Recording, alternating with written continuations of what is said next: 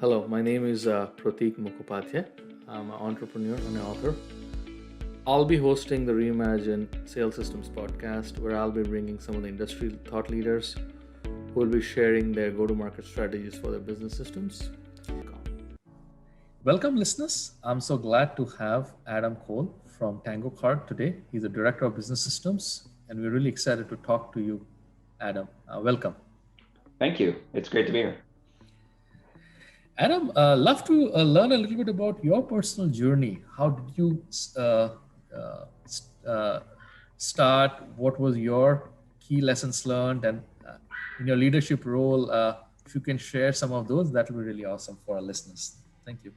Yeah, that's fantastic. So, yeah, it's been an interesting journey over these last few years. My background is more what I would call traditional IT. Working with companies to make sure that they have the right tools to fit their needs for the right stage and right time. Going and get policies, setting up help desk, things like that, and then really moved with Tango Card across a number of roles. And then in my time here, very squarely moved into business systems, enterprise applications, enterprise architecture, and that space several years back. Really started a few months after I started at Tango Card, but really accelerated when I started building the team with our then CFO several years ago, really 2017 into 2018. And we started really taking a much more deliberate approach to how we, looked at our systems and our processes and so forth. And so it was an amazing opportunity. Really saw a need and jumped at it. It was a little bit different than what I had done in the past. Again, a little bit different working with monitor panels and, making sure we have the right contract with Lenovo or something like that going into, now let's work on ERP and CRM and, NetSuite, Salesforce, these types of things. So it's been a pretty fun journey. I've learned a lot. Thank you, Adam. You brought up about very interesting topics around your system. So before we dive into those, can you talk a little bit about Tango Card? What do you guys do? What is your go-to-market strategy? And then we'll talk about how you enable that in your role. Yeah, that's great. So Tango Card, we're very much in the rewards and incentive space, right? And so we are laser focused. We have our motto and we really live it, which is make rewards easy to send, awesome to receive. And what that means for us is we target really a whole range. People say, what verticals are you in? What verticals do you target? Really, what vertical couldn't benefit from incentivization, right? What industry couldn't incentivize behavior, either internal employee programs, external consumer engagement, right? Getting prospects in the door, whole range of things. Even if you think about universities, right? University research, government research programs, there's a whole range. And so for us, we have a platform that enables companies through whatever means are appropriate for them, API, in a portal or a range of other options to engage and interact with our platform, send rewards out, right? And make that experience end-to-end branded and feel great. And so our approach is really to meet people where they are, right? Go to the company's outreach, but also have a really good strategy to get folks in the door by speaking to them where they are in their business and their stage. I like to call one category the kind of healthy steps folks. And a lot of companies are doing this, right? A company wants to take down their healthcare costs. They start giving out Fitbits. They have a platform they're engaging with. We work with those companies to make sure that ultimately you're incentivizing by putting something that people are going to remember. And so, we've invested heavily in, a whole range of marketing initiatives that really speak to those areas.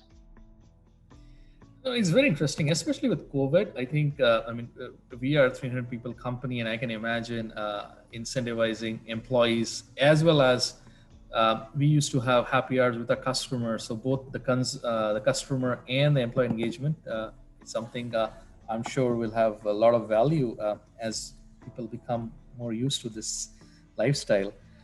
So in terms of systems, right? Like what systems do you have? How do you enable your business to kind of go to market with those? That'll be very interesting. Yeah, so we have a range of different systems. Obviously, we support. I would say, if you look across the traditional processes, quote to cash, for us, it's more so on order to cash and procure to pay. It's really interesting in our business because We don't operate today with the traditional SaaS, recurring billing model. We have some things that are true kind of quotes. So, our system stack is very, I would say, expected in many ways, right? We have traditional kind of CRM, Salesforce. We also are using other platforms for ERP. We have some warehouse facilities where we do physical fulfillment. So for us, we're doing a little bit of everything to an extent. And then the really key thing to work into the thinking about how folks view what we do is, if we go back to the first answer I gave just a minute ago, right? We're transactional, right? And so we have different challenges that brings up that necessitate different systems. So we're doing digital fulfillment.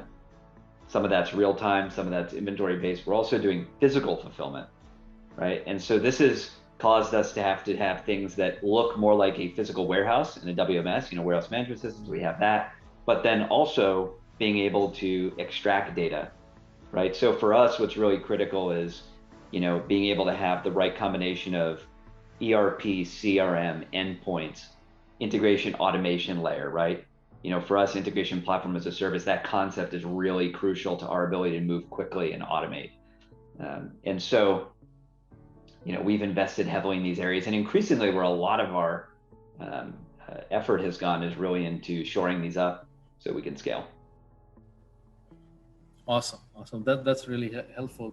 So I touched a little bit about COVID and some of the changes people are doing in your lifestyle. So are you working on any complex or transformational projects because of that, or like, how does your roadmap look like for 2021? Yeah, it's a great question. COVID was interesting in this business, and you alluded to this when I answered one of your previous questions, which is, digital gift cards were popular before, they were even more popular afterwards, right? So here we are in this world where suddenly physical, you don't have folks just rolling into, a convenience store and going on the roundabouts, right, to get a gift card off the rack, right? Now, suddenly these programs, these employee engagement programs, we've worked on a number of transformational projects internally and to re-architect portions of our processes. So one thing that's been interesting, I think every business has seen this, well, the trade shows went away, right? So, here we are doing this virtually, right?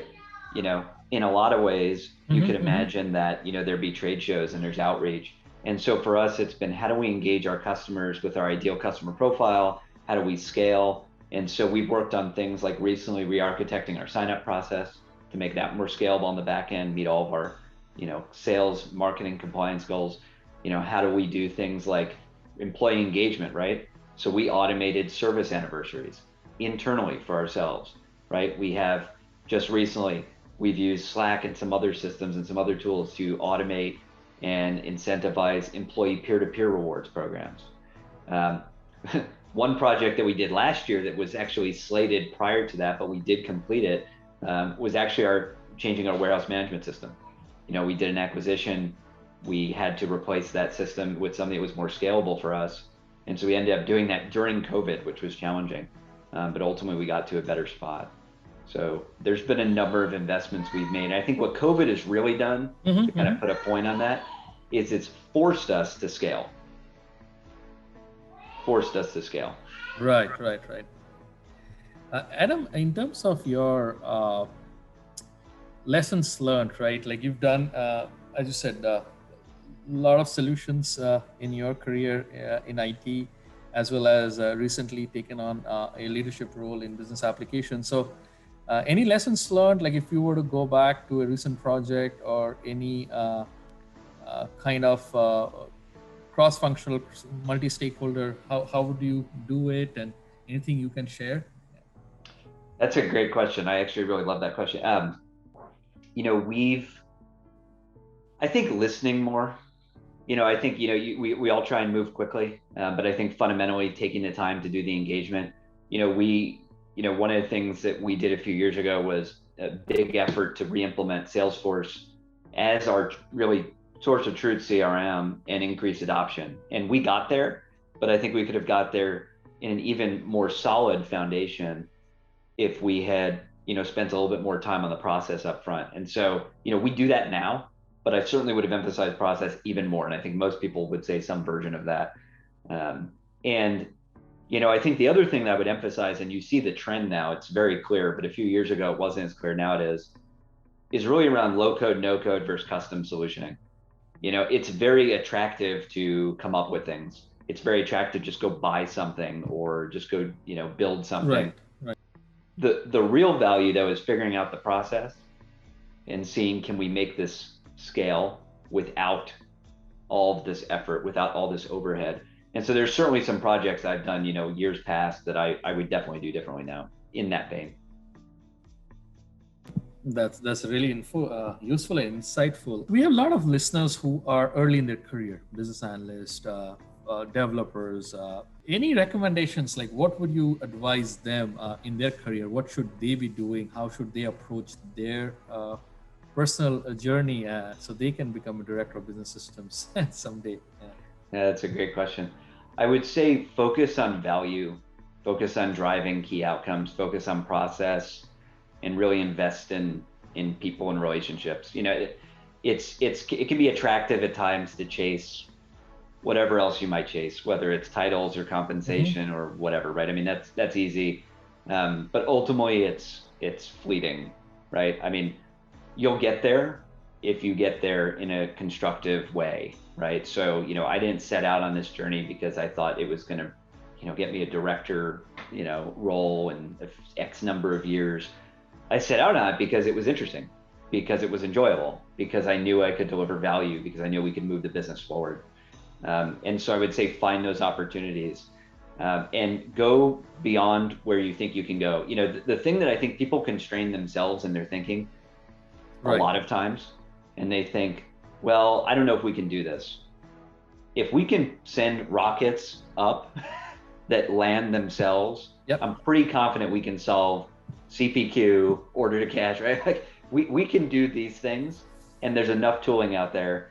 And so I would encourage folks to get outside their comfort zone, find the opportunities, learn to say no to a few things that maybe aren't as interesting, right? Focus on what really matters, and really be clear about the objective. It's really easy to lose sight once you get into a project. You think it's going to be a big deal, just lose sight of why you're even doing it. And so continually deliver that value, continually check back, and then you'll move forward if you see the opportunities. Awesome. I think that was really insightful, and I completely agree, Adam, with your observation. So with that, Adam, I would really like to thank you for your time. We learned a lot about Tango Card, your business, how you're coping up with some of the new initiatives, and also I think advice for the listeners to manage a career was awesome. So thanks, Adam, for joining us today. Thank you. So with that, I would like to wrap up this podcast. Thank you all for tuning into Reimagine Enterprise Sales Systems. To listen to more exciting podcasts, please visit my website, protikm.com or protikm.com, where you can subscribe to the show in iTunes, Spotify, Google Podcast, and other channels that you follow so that you'll never miss your show.